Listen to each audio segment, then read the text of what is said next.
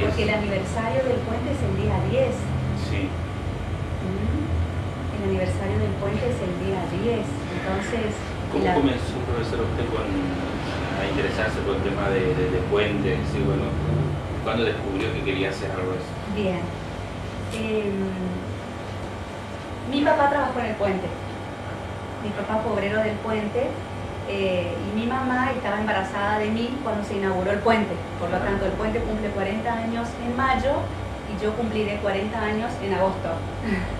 Así que tenemos la misma edad, el puente y yo. Entonces, en mi casa siempre se habló del puente. Mi papá ya nos aburrió con el tema del puente. Éramos chicos y lo único que nos contaba era el puente y su historia del puente, y era una cosa que... Y a los obreros del puente les habían regalado un cuadernillo que mi papá prestó y nunca más recuperó, que me enojé con él hasta hoy por este tema. ¿Por qué prestó? Bueno, y también le habían dado un cuadro en blanco y negro, una foto del puente. Y bueno, yo ese cuadro de tan viejo se fue arruinando porque tuvimos muchas mudanzas, y ese cuadro acompañó toda mi niñez, porque lo primero que mi mamá llevaba era ese cuadro y colgaba en la sala de la casa donde nos cambiamos ese cuadro. Así que el tema puente estuvo siempre presente en toda mi niñez. Bueno, yo nunca pensé que iba a estudiar historia y mucho menos que me iba a dedicar a estudiar. Yo creo que en algún momento, en algún lugar estaba escrito que yo me iba a dedicar a esto, porque fue tan fantástico como yo fui conociendo gente que me ayudaba en todo. No sé cómo aparecía esa gente. Entonces era como que estaba escrita. ¿Y todo relacionado con la historia, con el hecho? Claro, con el tema de cuando yo empecé mi investigación. Empezó a aparecer gente que empezó a aportar cosas al puente. Entonces, bueno, y después nos sentamos así, como estamos hoy, y decíamos, ¿cómo nos conocimos? Como que estaba escrito que nos teníamos que conocer nosotros. Entonces decían, bueno, el ingeniero Bexman, Félix Factor, que fue un empresario muy importante de Corrientes, que también me ayudó un montón. Volviendo al tema de cómo me enganché con este tema de la investigación del puente, bueno, yo terminé mi profesorado de historia y seguí mi formación, comencé la licenciatura en historia. Y en la licenciatura de historia nos insistían mucho en que la tesis debía ser un aporte significativo al conocimiento científico. Uno debía estudiar un tema que nadie lo haya estudiado, y preferentemente que sea un tema regional. Y entonces yo dije, bueno, tanto estuvo presente el puente en mi casa siempre, y bueno, vamos a investigar el puente. Total, debe ser lindo, porque yo por ahí, las cosas que leía o encontraba, uno busca en Google, y siempre la información es minúscula, insuficiente, y siempre estamos leyendo exactamente lo mismo en todos lados. Entonces ya, bueno, vamos, el puente. Y cuando yo presento como propuesta, porque para humanidades uno debe proponer el tema y después ellos te aprueban o no, bueno, me aprobaron el tema del puente y yo feliz. Y mi familia feliz, por supuesto mi papá feliz. Por fin, bueno, vamos a ver del puente. Mi papá sabía más que todo el mundo, o sea, yo no sé nada de mi papá. Y entonces, bueno, él me ayudó también en la parte técnica, por supuesto. Y cuando empiezo a investigar, empiezo a buscar información, me encuentro con un gran vacío de información. Y ese fue un gran obstáculo en mi camino, porque me atrasó mucho mi tarea. Ustedes piensen que yo trabajo en un secundario todos los días, todas las mañanas, de 7 a 13. Y tengo 3 hijos, y tengo un esposo, y tenía la tesis. Entonces era una mochila bastante pesada la que yo llevaba. Y encima me encuentro con la ausencia de material. ¿Y cuáles fueron las fuentes que buscó, aparte del archivo histórico de la provincia? Bien, en el archivo de la provincia, las etapas de investigación, en un primer momento yo tuve que buscar qué libros se escribieron antes. O sea, yo debía ver qué ya se investigó al respecto. Y fue una gran sorpresa para mí, y aún mayor para mi directora de tesis, la doctora María del Mar Solís Carnicer, al encontrarnos con que no había nada escrito con respecto al puente. Nunca nadie investigó. Y la doctora Marimar, hacía memoria y decía, bueno, ningún tesista nunca investigó sobre el puente. Y después comentaba con otras colegas, che, nunca nadie nos presentó el puente, y es verdad, ¿no? Y se miraban. Y bueno, entonces me alentaban para que yo siguiera en esto porque la verdad que era un tema inédito y bueno, que continuara con mi investigación. El primer obstáculo, no hay ningún libro escrito, o sea que yo debía partir de cero.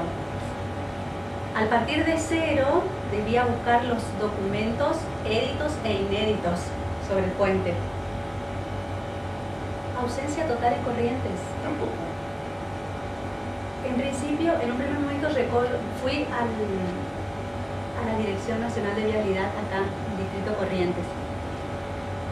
Me atiende un señor que era encargado de prensa y me dice, mire señora, acá no hay nada. No hay nada, porque en la época de Menem esto se trató de desmantelar, por lo tanto se tiró mucha documentación. Yo quise llorar porque nosotros que mezquinamos los documentos y sabemos el valor que tienen, y él me dice así muy libremente, tiramos una cantidad de documentos. Bueno, entonces fui al Ministerio de Obras Públicas acá en Corrientes. Lo mismo, me atiende el agrimensor López y me dice, señora, acá no hay nada, toda documentación debe estar en Buenos Aires porque fue Vialidad Nacional el ente que se ocupó del puente, por lo tanto, acá nosotros no tenemos nada. Bueno, hasta ahí yo no avancé nada en mi investigación, o sea, no tenía nada. Después fui a Vías Navegables, que está por Vera. Dije, bueno, capaz que acá tienen algo.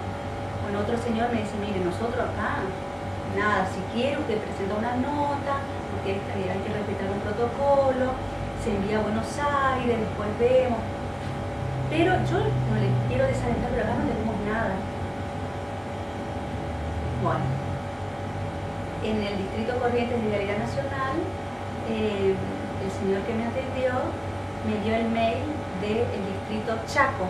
Entonces yo me contacto con una señora, tengo los nombres, si quieren les voy dando los nombres de estas personas. Tengo aquí en el libro mencionado, ¿me permite? En el Distrito Corrientes, porque son tantos por ahí, perdónenme que no fijé todos los nombres. Sí. ¿Y en el Chaco con esta señora? Bueno, en el Chaco con esta señora lo mismo. Acá en Distrito Corrientes me atendió el encargado de prensa, el señor Raúl Mieres. Ese fue el señor que me atendió en Distrito Corrientes. Bueno, y me mandó a preguntar, me dio un mail, entonces que me contacte con la señora Alejandra Casañas, Distrito Chaco. Alejandra Casañas me contesta inmediatamente. Yo, gracias a Dios, todos los mails que envié siempre enseguida me contestaban, y eso a mí me alegraba mucho porque uno está muy ansioso siempre, ¿no es cierto?, en la contestación. Pero Alejandra Casañas me contesta que Chaco tampoco tiene nada, que todo guarda el Distrito Central en Buenos Aires. Entonces, para mí fue un tema porque yo no podía viajar a Buenos Aires por mi trabajo. Ustedes saben que yo dependo de la provincia, no me puedo tomar una licencia por estudios así tan largo, no estamos contemplados en eso. No puedo dejar de trabajar tampoco, por lo tanto no voy a tomar una licencia sin goce de haber porque yo vivo de mi trabajo. ¿Y usted tenía plazo de presentación? Teníamos plazo de presentación, sí, los tesistas tenemos plazo de presentación, la facultad nos daba 2 años. Mi plazo vencía en diciembre del 2012. Sí. Diciembre de 2012. Entonces yo empecé mi investigación en el 2010. Hacia fines de 2010 me dediqué todo el 2011 a investigar y me recibí en junio, el 4 de junio del 2012, el año pasado. Presenté mi tesis. Bueno, entonces, buscando información también en internet, encontré un material sobre el plan trienal.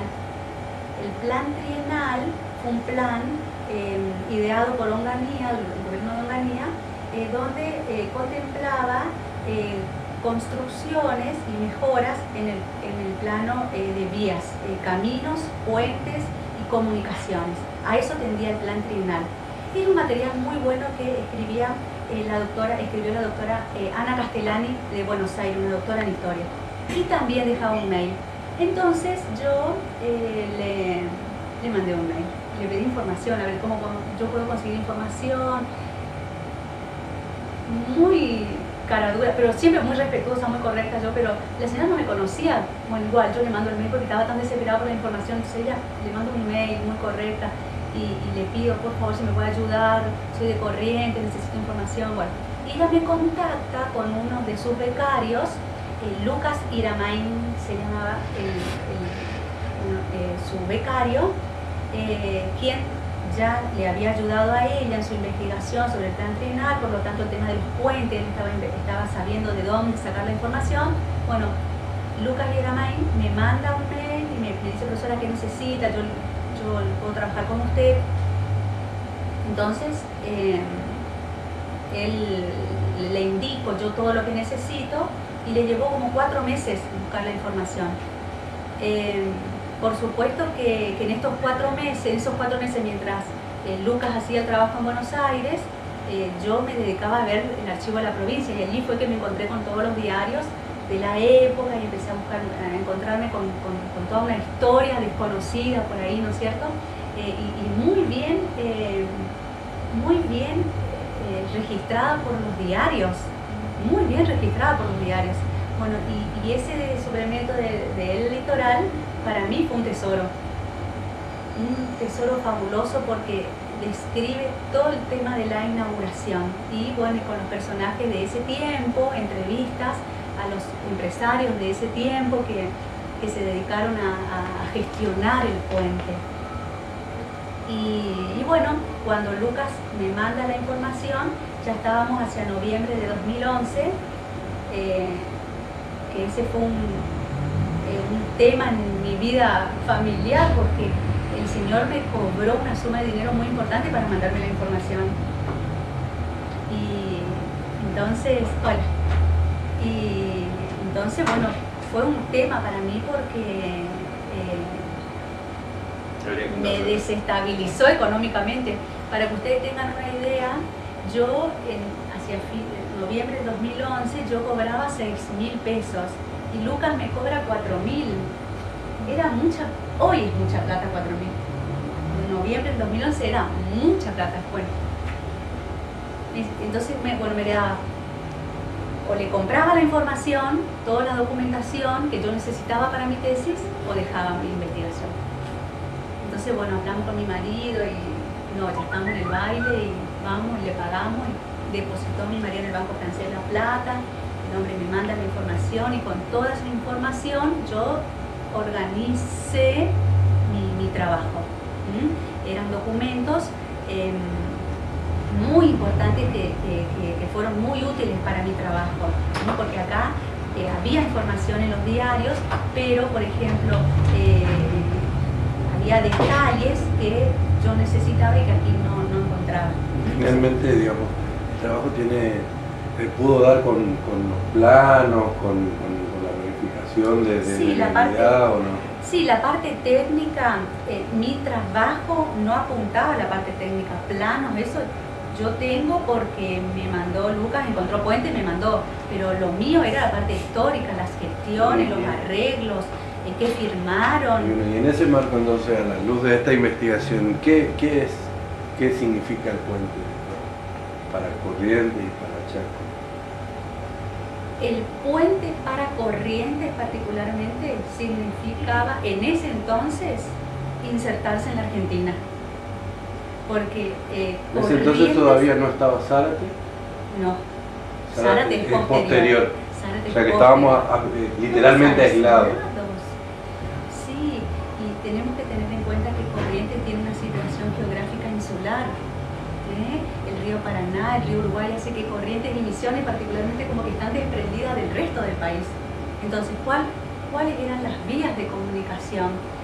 En la primera mitad del siglo XX, las vías de comunicación terrestres eran desastrosas.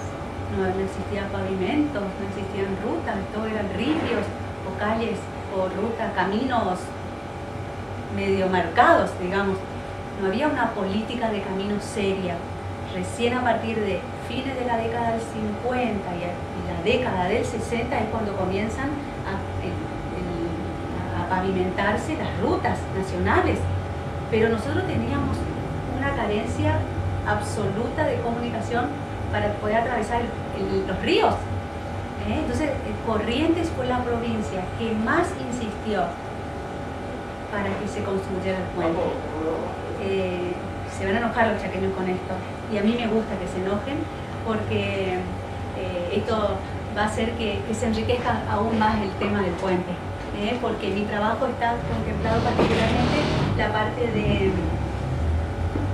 Corrientes y los gestores correntinos, pero falta la parte del Chaco, y esto la verdad que es un llamado de atención para los colegas chaqueños, algún investigador, algún licenciado del Chaco que quiera completar mi trabajo del libro, para que se anime y que salga a la luz grandes personajes o grandes gestores del Chaco que también hicieron posible. Para Corrientes el puente es un orgullo.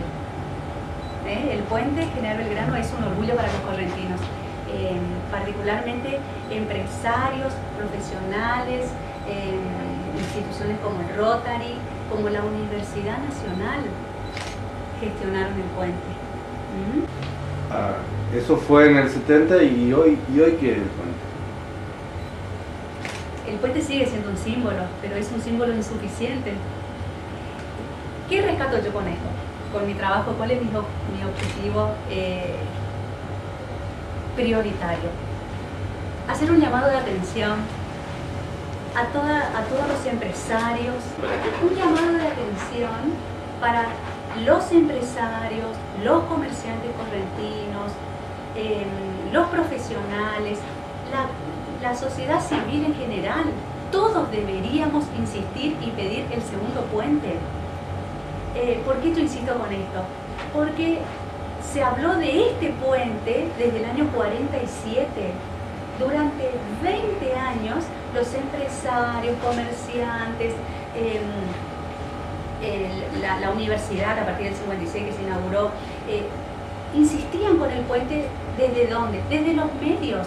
Si ustedes buscan, ojean los diarios de ese tiempo acá, la gente del litoral estuvo muy bien, registró absolutamente todas las notas, y cada semana o cada mes seguramente presentaban un pedido, una nota, estamos pidiendo el puente, necesitamos el puente, siempre estaban presentes.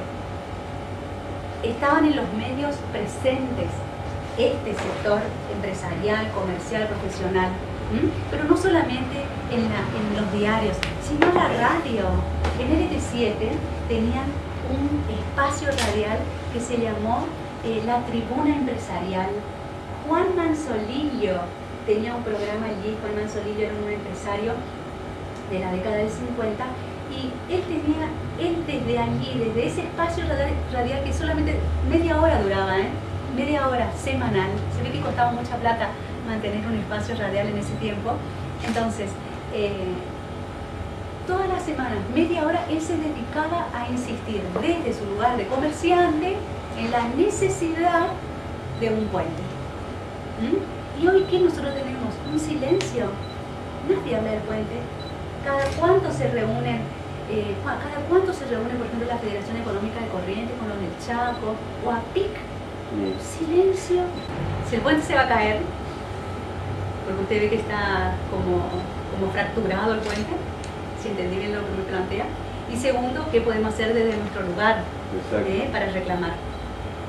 El ingeniero Wechselmann, que es el que está trabajando conmigo, me asegura que el puente no va a caer. Y yo le quiero creer. Yo subo el puente y tiembla ese puente y yo muero de miedo.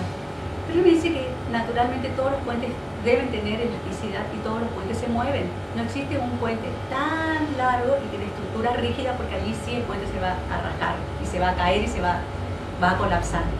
Entonces el ingeniero Wechselmann me dice, ese es uno de los mitos del puente, que el puente se va a caer. Si el puente está colapsado, si el tránsito está colapsado, en el momento que el puente va a caer, me puedo llegar a morir de miedo. Si me agarra un corte y me queda arriba, me muero, porque tiembla ese puente. Bueno, Wechselmann me asegura que no va a caer, porque el puente tiene los cimientos tan bien hechos, que no va a caer. Tal es así que el puente fue chocado varias veces. Y ninguno de los choques afectó la estructura del puente. ¿Por qué? Aprendí algo de ingeniería también con esto, ¿vio? Dice que, ¿vio esta parte del puente? Sí. Bueno, tiene una cubierta que se llama polleras. Que esas polleras hacen que los choques amortiguen el golpe. Entonces no afectan a la estructura real del puente. Las polleras con tantos choques se fueron lesionando. Pero el puente no va a caer. Por ahí Orangel había dicho en algún momento que el puente no iba a durar ni 3 años, mi puente está por cumplir 40 años. Y si Dios quiere va a seguir viviendo muchos años. ¿Hubo una más. predicción en su momento? Hubo una predicción. Sí, Orangel el día de la inauguración le dio no más de 5 años al puente. Sí. ¿Y este en términos nacionales es uno de los puentes más largos? Este puente es el primer puente, tenemos el orgullo de decirlo, el modelo, el primero en Latinoamérica. Es el primer puente, este tipo, esta estructura, este modelo. ¿Es un puente colgante eso, no? Son 2 puentes, es una mezcla de puentes, atirantado y colgante. El que le va a poder explicar mejor es el ingeniero Wechselmann, toda la parte técnica. ¿Y por qué fue el primero de Latinoamérica? Por todo, por lo largo, por la forma, por las características. Forma, exactamente, por las características, por las formas. Fíjese que el puente, por lo que me enseña Wechselmann, tiene 3 partes. El acceso, que es el viaducto, después no recuerdo el otro nombre, que es antes de llegar al puente colgante propiamente dicho, que es la parte de luz por donde pasan los barcos. Sí. Entonces son como 3 puentes en uno. Es el único puente en su tipo y en su estilo. Es precioso nuestro puente. Es precioso. Y se fue modificando a medida que se lo fue construyendo, porque fue diseñado el estudio de suelo y el dibujo original del puente estuvo a cargo de una empresa francesa, a cargo del ingeniero Jean Courbon. Jean Courbon fue el que estuvo a cargo del estudio de suelo y del diseño del puente. Después, ese estudio de suelo se le entrega a otro consorcio que fue el que licitó, el que ganó, el que se le entrega la licitación y que se ocupa de construirlo. Ese consorcio era un consorcio ítalo-argentino, integrado por empresas italianas y argentinas. ¿Cuánto tiempo tardó en la construcción del puente? Bien. El puente comenzó a construirse en noviembre del 68.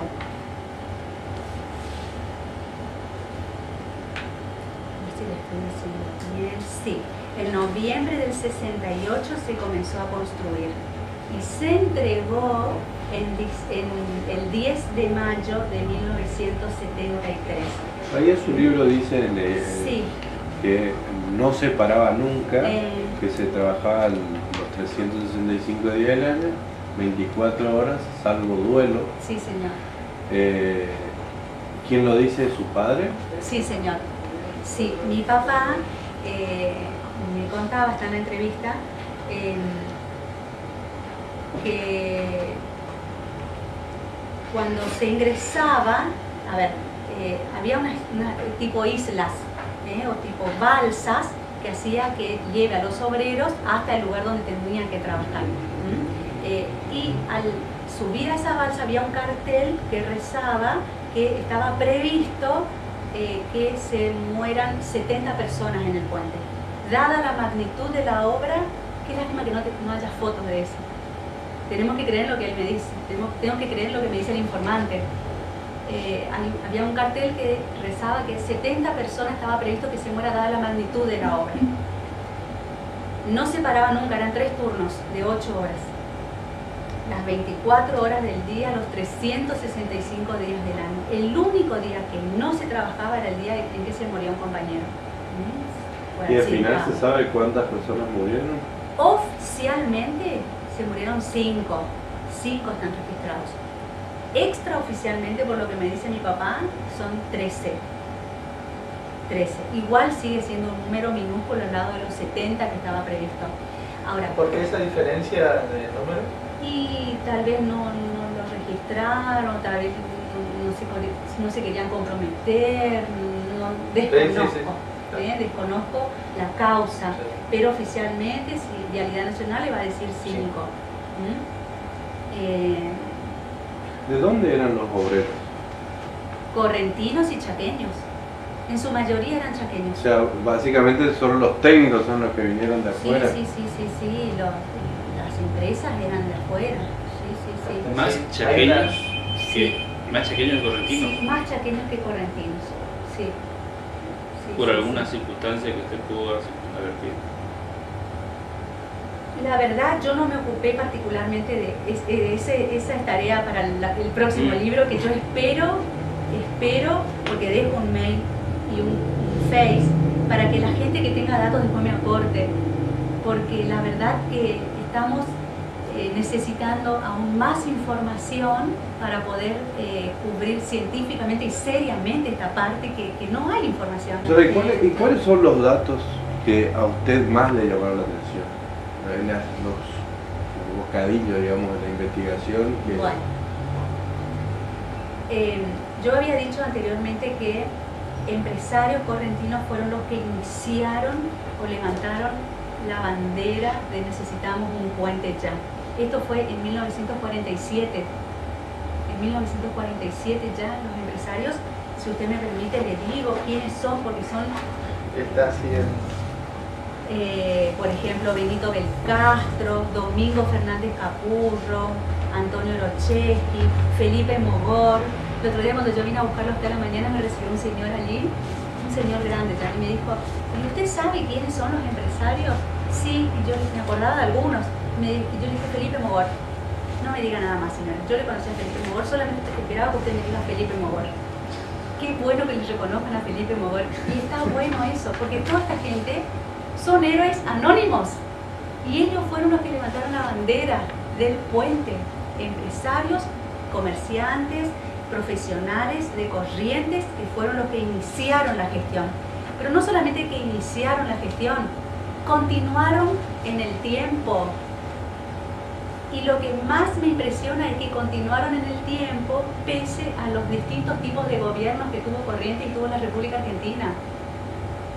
Porque tuvimos gobiernos democráticos, intervenciones políticas, intervención militar, golpe de Estado, o sea, una inestabilidad política, y estos señores siguieron firmes en su posición de insistir, no importa qué gobierno esté, siguieron insistiendo firmemente en su posición de queremos un puente, necesitamos un puente. ¿Se sabe cuánto en plata, cuánto salió la construcción del puente?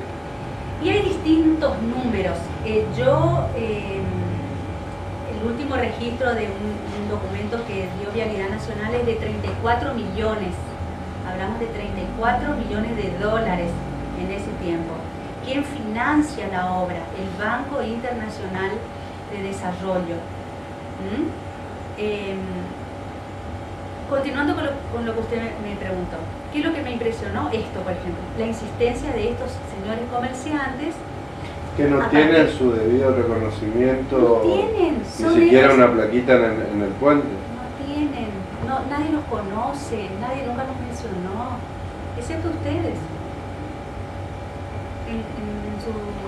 En el suplemento está Domingo Fernández Capurro, Popescu, Miguel Popescu, aparece también en ese suplemento, aparece Felipe Mogor, consta en acta. ¿No es cierto? Sí, en esta. Ese suplemento adoro con el alma. Sí. Benito Belcastro, Felipe Mogor, Domingo Fernández Capurro, Santiago Gastón. Sí. Juan Paré, Pedro Cuenca, Atlántico Rodríguez, que después fue rector de la universidad. Bueno, estos señores son comerciantes que un día dijeron, vamos a hacer algo, vamos a gestionar el puente. Se reunieron un 10 de enero de 1947, se reúnen, labran un acta, un pedido, presentan ese acta solicitando la construcción de un puente o túnel, se hablaba en ese entonces, un puente o túnel, para que el gobierno correntino a ver si gestiona o que tramite o que vea la posibilidad de... ¿Todos correntinos? En esta oportunidad sí, todos correntinos. Era lo que después fue la PIC. Exactamente, aquí en esta oportunidad del 47 se llamó Asociación de Comerciantes Correntinos.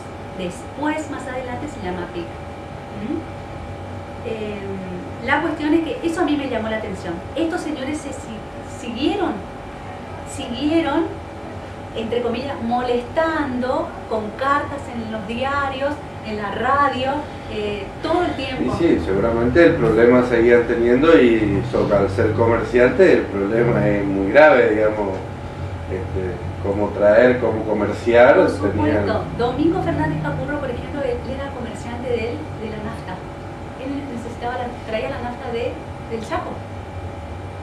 Entonces, para abastecer a Corrientes, tenía que esperar la balsa que traiga, y era un sistema lento y era un sistema caro. El servicio de balsa era un sistema caro y lento, porque a veces tenía que esperar días hasta que le toque el turno de poder pasar, ¿no es cierto? Entonces era muy lento el sistema. Eso me llamó mucho la atención. Otra cosa que me llamó mucho la atención fue por qué se demoró tanto en aprobarse un préstamo o un crédito. ¿Por qué? Porque la República Argentina no tenía una ley de peaje que garantizara al ente que nos preste el dinero que nosotros le íbamos a devolver. La República Argentina no tenía esto. Entonces, es el presidente Onganía quien llega a un acuerdo con el Banco Internacional de Desarrollo y aprueba la ley de peajes. Y mediante esa ley de peajes es que se apuran con el tema de la licitación, el llamado licitación pública e internacional.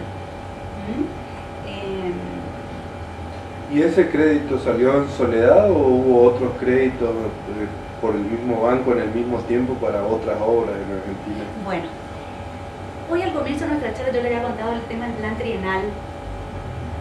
La Mesopotamia no era la única región que estaba aislada. La región de Cuyo también estaba aislada, la Patagonia estaba aún más aislada. Por lo tanto, era prioritario en la República Argentina hacer caminos, hacer puentes, hacer rutas. Las autopistas en Buenos Aires todo el tiempo Onganía.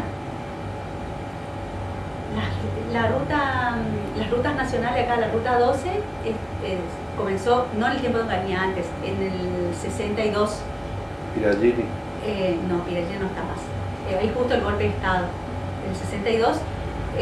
Pero fue en esa época, 58, cae Piragini en el 62. Piragini Ribeiro fue otro gestor de los caminos, es verdad. Él fue quien se ocupó y se preocupó particularmente de los caminos en el interior de Corrientes. Fue un grande Piragini, un gran desarrollista. Ese plan trienal entonces tendía a comunicar a las provincias argentinas que estaban aisladas. Por lo tanto, la ley de peaje, digamos, vendría a pagar ese volumen enorme cubría todo y se hicieron al mismo tiempo. Si usted mira las revistas Camino, Carreteras, todas las revistas, los documentos de ese tiempo de Vialidad Nacional, allí se informan todas las obras que paralelamente se están haciendo en Argentina. Entonces, mientras se está construyendo el puente General Belgrano, se está pavimentando ruta hacia Pucho, se está pavimentando la ruta 3 hacia la Patagonia, y se está haciendo la autopista. Entonces, como que simultáneamente comenzó una gran obra de comunicaciones en la Argentina. Ese plan trienal comprendía eso. ¿El puente entonces cuánto tiempo llevó de construcción? 5 años. De noviembre del 68 hasta mayo del 73. Pero apuradito estaban por entregar, y se entregó incompleto el puente. Incompleto. Sí, se entregó incompleto. Díganme si yo por ahí me voy de un tiempo al otro. No importa porque son datos. ¿Qué le faltaba al puente? Bueno, en mayo del 73 se inaugura el puente. Viene el presidente Lanusse, Alejandro Agustín Lanusse, viene a inaugurar. Gobernaba Corrientes, el gobernador Roberto Tiscornia, y el Chaco, el coronel Massa, ya eran las autoridades del momento, y el apuro era que en días nomás asumía Héctor Cámpora la presidencia de la Nación. En Corrientes asumía Julio Romero. Entonces Lanuse... Por la foto, digamos, para evitarle la foto. No tanto por la foto, hay otra cosa, el tema del nombre. El nombre del puente, ¿usted sabe? Juan Perón. ¿Se imagina usted? Mire, me contaba Félix Factor. Félix Factor fue un señor fabuloso, que le quiero hasta el cielo y nos dejó el año pasado, el 11 de noviembre, y aparece acá, que le dio mucha luz a mi trabajo. Félix Factor fue un comerciante correntino, bueno, adoptado, se quedó en Corrientes, él nació en Catamarca. Me contaba Félix Factor que después que se inauguró el puente, el alto, los discursos, todo, se fueron a tomar algo, vino a la casa de gobierno a tomar algo. Y en esa, así, en esa charla informal, Lanuse dijo que no iba a permitir nunca que el puente lo inauguraran los peronistas, porque lo único que faltaba era que se llamara Juan Perón el puente. Por eso lo apuro. Se entregó sin luces, se entregó sin defensas. 3 años después se colocaron las defensas del puente. Y se hicieron acá en el Obrador Corrientes las defensas. Sí. Ahí Vialidad tuvo que apurar, pero porque el gobierno de Corrientes insistió para que pongan las defensas, porque entregaron incompleto. Se me está dando un fresquito eso ahí. ¿Me puede bajar un poquito, por favor? Por favor. Yo que vine acalorada, ya me dio un fresquito. Así que sin luz, pero fue una fiesta ese día, ¿no? El 10 de... Fue una fiesta. Termino con el tema del nombre, entonces después pasamos al otro. El tema del nombre es todo un tema, porque en el año 71 Federico Palma, como en marzo del 71, Federico Palma le presenta al gobierno una propuesta. Él era presidente de la Junta de Historia de Corrientes, y él le propone, la Junta de Historia le propone al gobernador correntino, que en ese entonces era Najar Casa, le propone que el puente se llame Juan Dolores de Vera y Aragón. Los correntinos felices, sí. Pero ¿quiénes no iban a estar muy felices? Exacto. Nuestro vecino de enfrente. Entonces no prosperó. Navajas Casas propone el nombre Ñañubá, que significa abrazo. No prosperó tampoco. El nombre Puente General Belgrano fue una imposición del presidente Lanuse. Fue una imposición. O sea, cuando se inaugura ya con nombre. Con el nombre. O sea, todas estas cavilaciones eran anteriores, digamos. Claro, eran propuestas. Eran propuestas. Una vez que se inaugura el puente, ya se deja de llamar Puente Chaco Corrientes, porque hasta ahí era Puente Chaco Corrientes. A partir de la inauguración pasa a ser Puente General Belgrano, pero es una imposición del presidente Lanuse, que él levantó por la arena también, porque un historiador correntino que en ese tiempo, en el 73, vivía en Rosario, mandó una nota, creo que al diario Ustedes publicó una nota, creo que está acá en el suplemento, no me acuerdo, o miramos después, donde él protesta. Ese historiador dice: ¿por qué le pone el nombre General Belgrano si Belgrano no significa nada para el Chaco? Belgrano puede significar para los correntinos, pero ¿y para el Chaco qué? Entonces daba una serie de propuestas. ¿Por qué no le pusieron tal nombre o este nombre? Bueno, pero nada, el artículo, Puentes creo que llamándose en Belgrano. Así que... ¿Cuántos obreros trabajaron? No tengo las cifras exactas, sinceramente. ¿Usted pudo contactarse a alguno de esa gente que trabajó en ese momento? Solo con mi papá. Con mi papá. Mi papá me había dicho que él conocía a muchos señores del Chaco, pero que él dudaba que estuvieran vivos, porque, fíjese, mi papá entró con 21 años a trabajar, el puente va a cumplir 40, ya tiene 61 años, mi papá tiene 63, no 61, con 22, 23 años entró mi papá. Entonces, él era muy jovencito, pero él tenía compañeros que ya eran grandes. Entonces, y él se ubicaba, por ejemplo, donde vivían en ese tiempo, y hoy está todo diferente.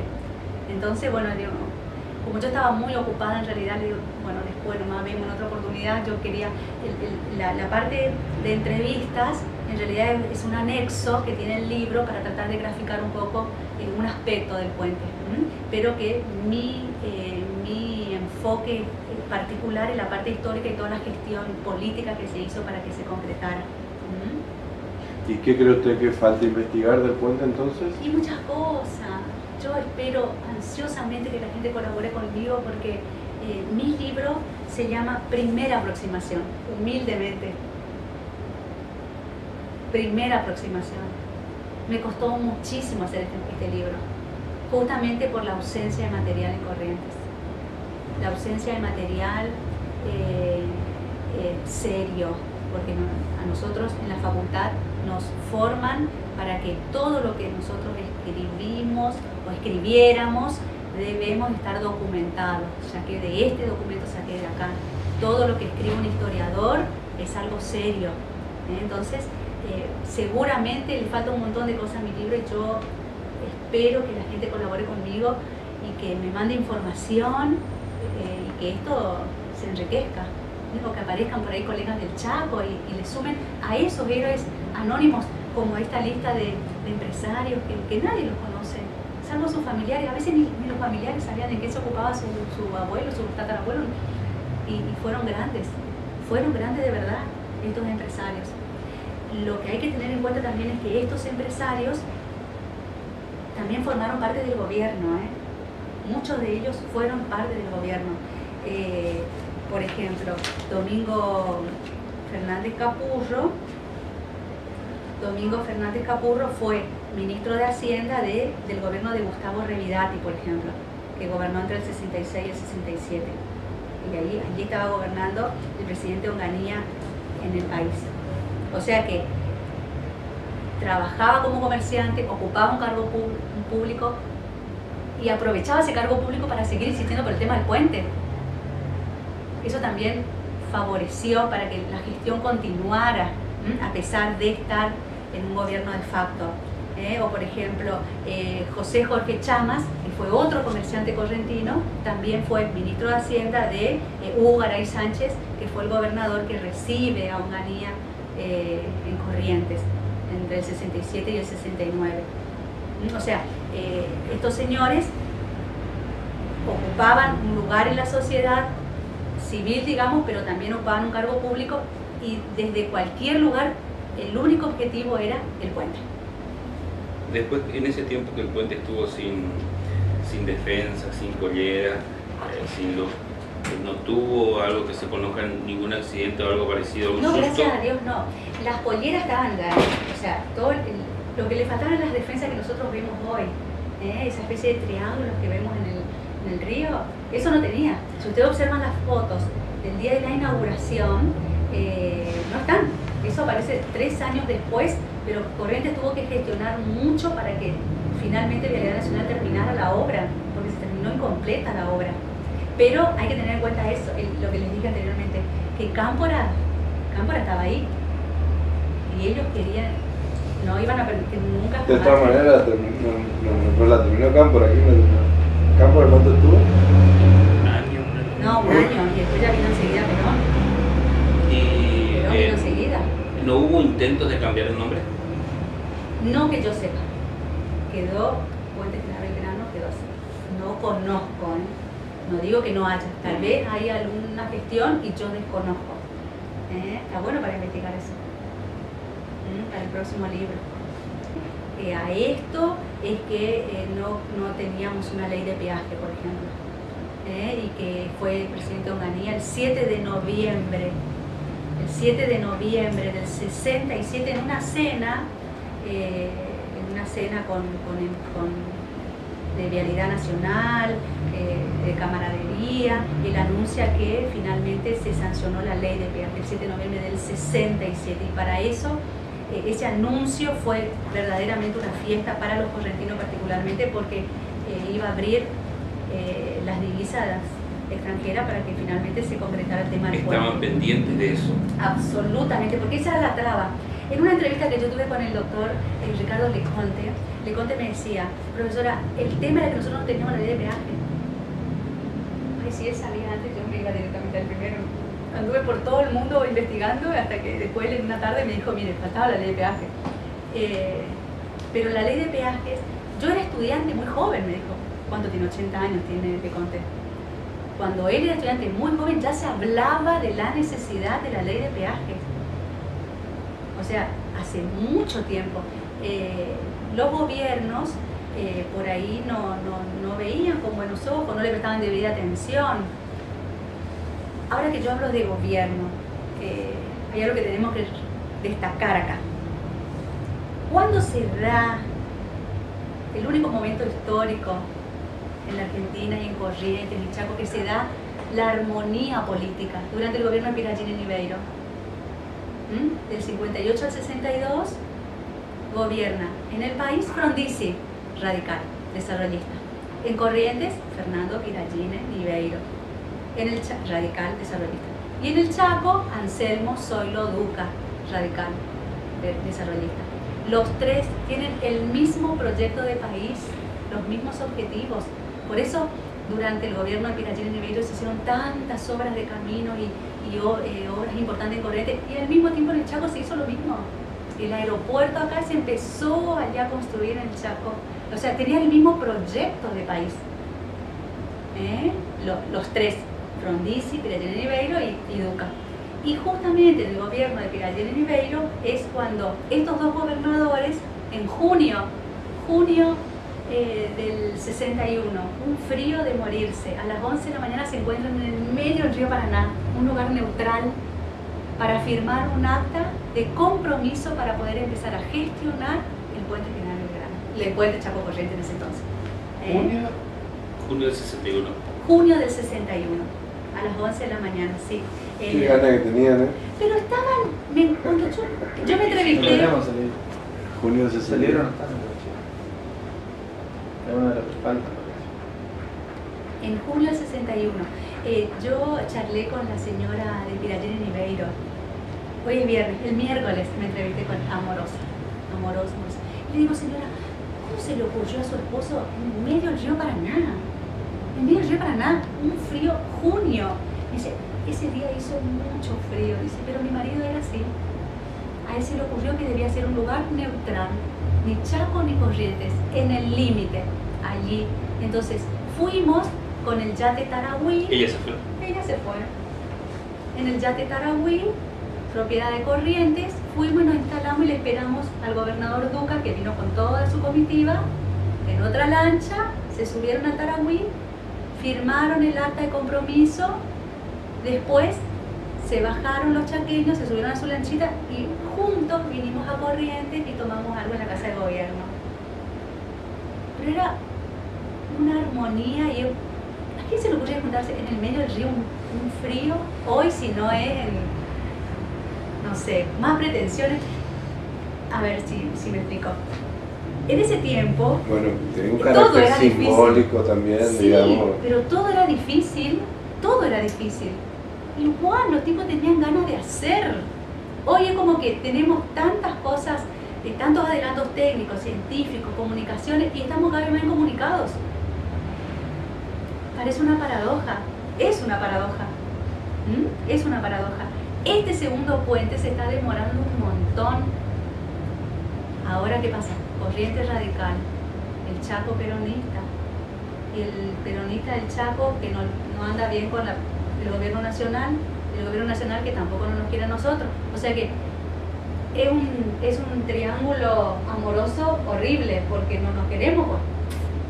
Entonces, si depende de ellos, este segundo puente no va a salir nunca. Yo creo que nosotros somos los que tenemos que empezar a insistir. Y no sé si para bien o para mal, pero yo le voy a empezar a mandar muchas cartas a ustedes para que me publiquen porque ya me copé con este tema del puente. Y aprendí con este tema. Este libro tiene alguna declaración de interés de la autoridad de vialidad, obras públicas, del gobierno, de algo? No, porque... ¿Y la Junta de Historia? ¿Es usted miembro de la Junta de Historia? No, nadie sabe que yo soy... O sea, yo... cuando yo rindo mi tesis de licenciatura, los doctores en historia que me evaluaron, que fue la doctora Silvia Leoni, el doctor Hugo Beck, del Chaco, los dos, Silvia Leoni y Hugo Beck, dos doctores en historia, y estaba la doctora en historia, mi directora Marimar Solís.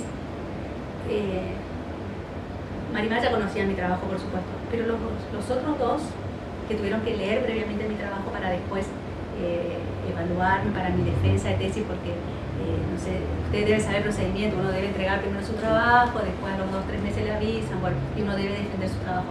Cuando me tocó ir a defender, el 4 de junio, que también hacía mucho frío esa mañana, los doctores se quedaron sorprendidos y me dijeron, también todos los que ustedes me preguntaban, ¿cómo se le ocurrió este tema? Eso tiene que publicar. Y yo me sentí muy halagada en ese entonces, porque que estos señores que saben tanto de todo, me dijeran, aprendimos mucho con su trabajo, profesor. Yo me sentí muy halagada, porque estos señores son señores grandes que saben un montón de historia y que aprendan con mi tesis. Entonces me decía, tiene que publicar. Ningún tesista acá nunca nos presentó un trabajo así. Nunca, y somos grandes, ¿cuántos tesistas nos pasaron? Y nadie se ocupó del puente. ¿Y cuántas veces pasamos el puente? Ay, yo vine re contenta y le dije a mi marido, voy a empezar a trabajar. Había que desestructurar la tesis, porque la tesis tiene una estructura muy rígida, que es propia de la tesis. Hay que desestructurar, hacerlo algo más comprensible, porque el libro va a leer gente que por ahí no es muy ilustrado, porque no hay que complicarle mucho la vida en la lectura. El tema es que cualquiera que pueda leer lo pueda entender. Me encantó. Entonces, bueno, fue también una tarea, porque desestructurar algo que yo venía trabajando así tan rígidamente, bueno, me costó. Pero Marimar en eso me ayudó un montón. Y bueno, ya está el resultado. Así que... O sea que ahora cuando presente el libro se va a enterar la mayoría de la gente. Se van a enterar. Nadie sabe, yo no pertenezco a ningún gremio, no pertenezco a ningún partido político, no pertenezco nada. Yo estoy casada con Alberto Ramírez Medina y tengo 3 hijos y estudié historia y trabajo en el Liceo Ferré. Nada más. Esto yo pagué. Voy a pagar, todavía no pagué la mitad nomás. Pero todo esto nosotros pagamos. Nadie nos financió nada, nadie nos pagó nada. Todo es fruto de nuestro esfuerzo. Nuestro, digo, mi familia. Así que no tiene, seguramente después, si alguien quiere declararlo de interés provincial, municipal, lo que fuere, mi objetivo es que la gente aprenda algo de Puente, que aprenda algo de nuestra historia y qué es lo que debemos aprender, que la gente debe insistir desde su lugar para que las cosas se hagan. ¿Tiene previsto hacer un lanzamiento también en el Chaco? Y es probable, habíamos hablado con la directora de tesis, es probable. Este libro apunta mucho a rescatar a los correntinos, porque ahí me sale mi lado correntino. Por eso la invitación para los chaqueños, a ver si no me voy a encargar de buscar, a ver, pero como no conozco nada del Chaco, voy a tener que empezar a ver cómo... Bueno, me pasó lo mismo acá en Corrientes, o sea, yo no conocía a nadie tampoco acá.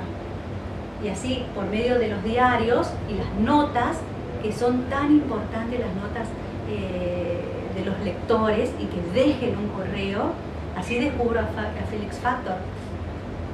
Félix Factor también escribió una nota para ustedes, dejó un correito, y ahí yo me contacto con él, y él le dio luz a mi trabajo. Porque él me contó en primera persona las cosas que hicieron. Y lo difícil que era viajar en ese tiempo, los caminos, no le digo nada cuando llovía,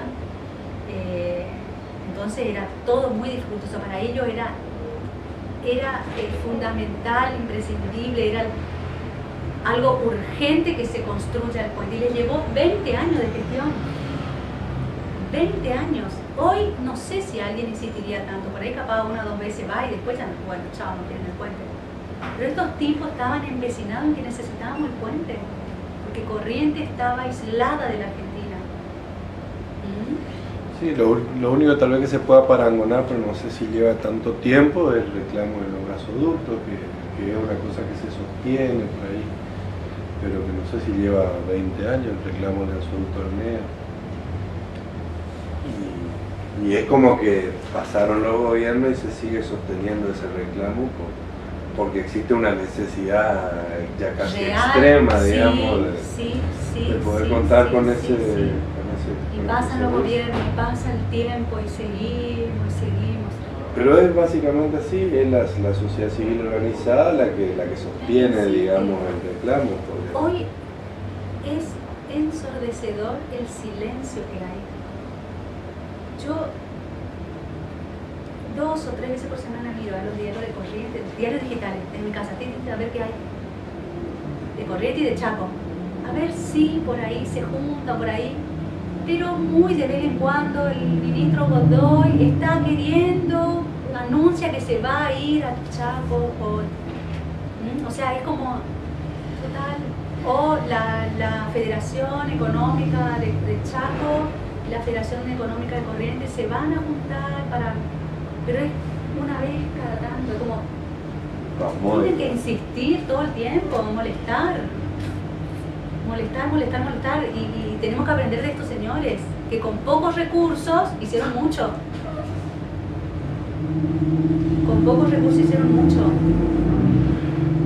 Así que aprovecharon el diario, aprovecharon la radio y se mantenían reunidos y mandaban notas a la legislatura de Corrientes y mandaban notas al gobierno nacional. O sea, ellos se movieron mucho y todo el tiempo durante 20 años.